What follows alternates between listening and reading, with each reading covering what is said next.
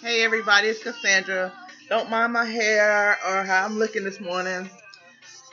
Today is Monday, and I just want to come and tell y'all my testimony. I've been saying I was gonna give a testimony.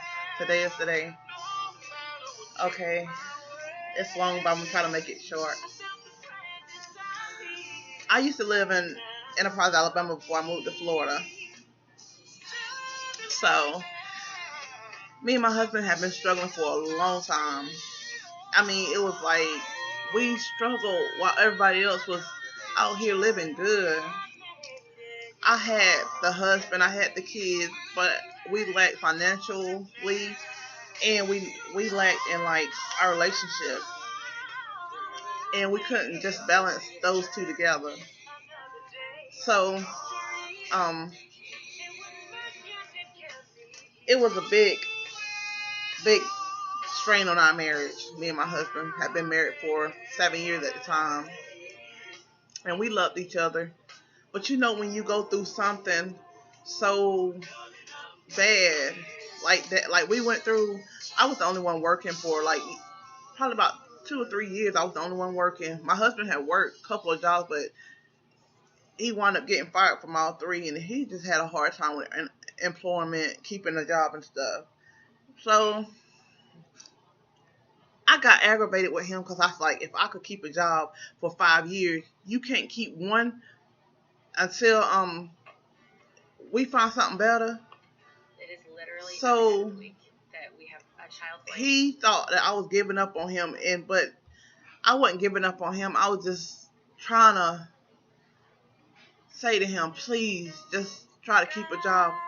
I did not know how that hurt him. That he thought I had gave up on him and everything. And you know what? I think what kept me going is mostly the kids, because I just blocked my husband out at one point. That's how fed up I was of him not having a job. I just blocked him out. And when I blocked him out when I should have been keeping him closer to me. And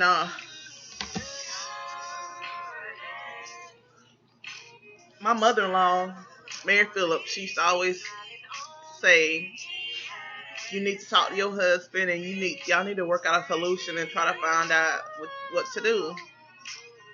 In my opinion, I was like, I'm doing what I need to do. It's your son that hindering this family. And when I found out the hard way, it wasn't my husband. It wasn't me. It was both of us. We wasn't coming together and praying.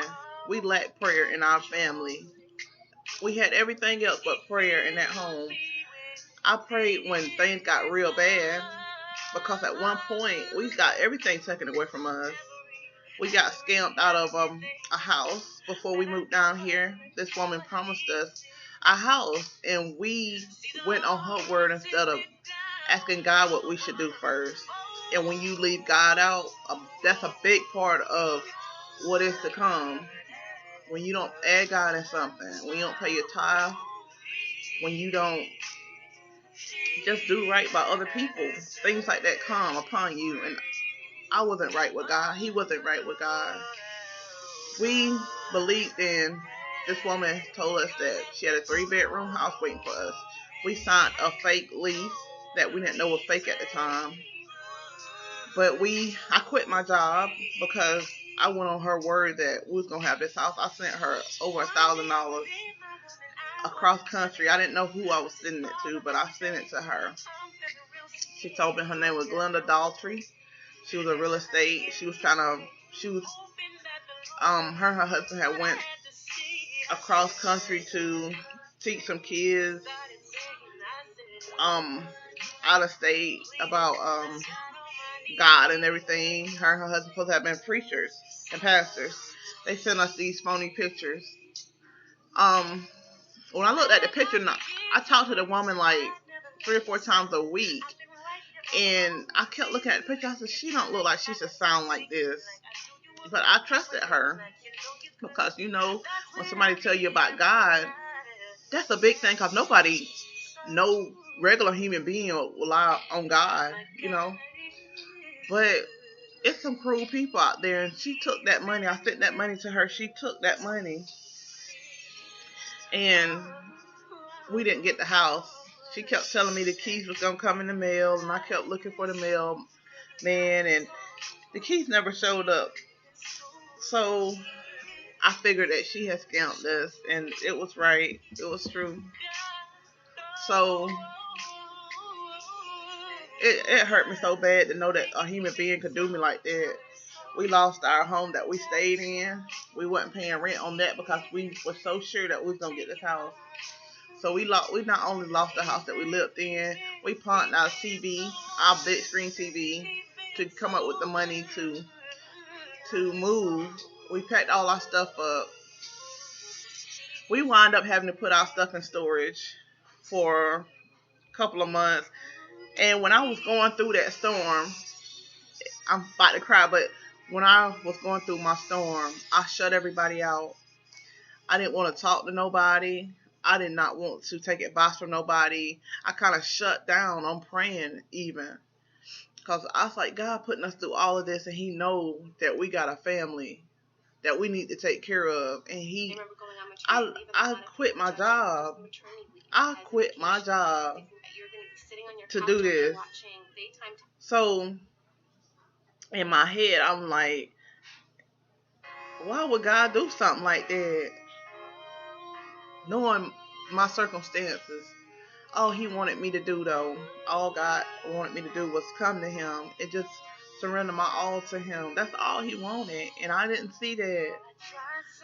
And when I was down to nothing, I finally got down on my knees and I prayed to God. I was like, God, just tell me what to do. Just tell me what to do. And I remember being to the point where I left my kids and husband because I was running from something. I was running from that problem, not thinking that he was going through the same thing I was. I would have called it homeless, but my husband called it not having, living with somebody else. If I don't have a home I can put my key in and go in, I'm homeless. But I was grateful his auntie took us in, and they let us stay with them for a couple of months. And I stepped out on faith, trying to get a job in Panama City. And this woman actually wrote me back and told me that she had a job for me. But I had to get my CNA, my license transferred to Florida. And that was going to cost some more money that I didn't have because I didn't have a job. So I finally got the money up 3 months later, and she hired me. But then I was faced with something else. I was faced with having to come back and forth to Enterprise because I didn't have a place to stay in Florida yet. But I had a place to stay in Alabama, so I stepped out on faith, and I started getting a hotel for 4 days out the week, and then come home those other 2 days. So it hurted me because I had to leave my kids for 4 days. And me, I never had to leave my kids for a night. In 4 days, that was like the biggest struggle of my life. And my husband finally, he got caught for a job down here too. So we both had jobs, but we just didn't have a place to stay down here. We were still living out the hotel rooms and stuff.